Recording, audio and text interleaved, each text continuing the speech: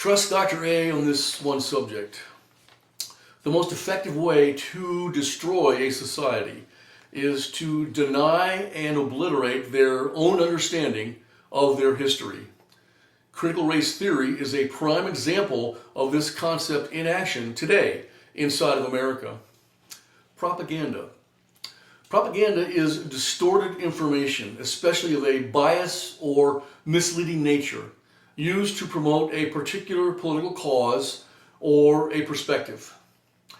The ideal recipient of propaganda is not the Nazi or the Marxist, but people for whom the distinction between fact and fiction, true and false, no longer exists.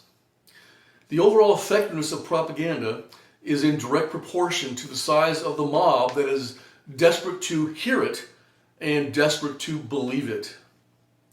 The mob believes that truth is whatever respectable society has hypocritically passed over or covered up with corruption. And that makes the mob nothing but useful idiots to the eventual leaders of any totalitarian society.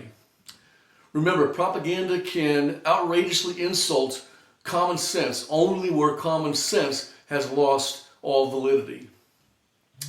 The mob is obsessed by a desire to escape from reality because in their social homelessness, they can no longer bear its accidental, incomprehensible aspects.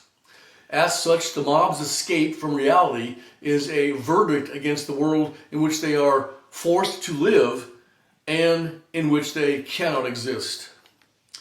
The fundamental reason for the superiority of totalitarian propaganda over the propaganda of other movements or parties is that its content, for the members of the movement at any rate, is no longer an objective issue about which people may have varying opinions, but has become a real and untouchable element in their lives, just like the rules of mathematics.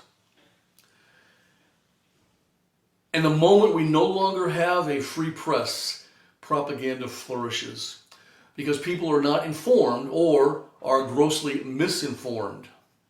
If everybody lies to you, the consequence is not that you believe the lies, but rather that nobody believes anything any longer.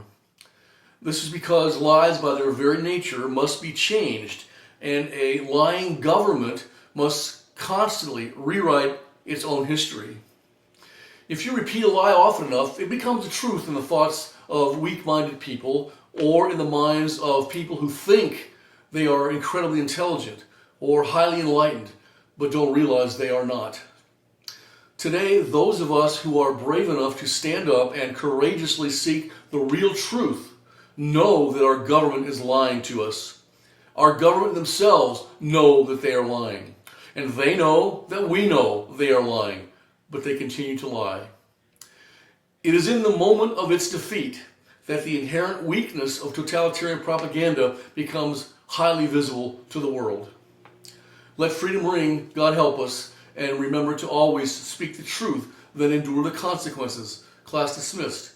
Randy Arrington, PhD.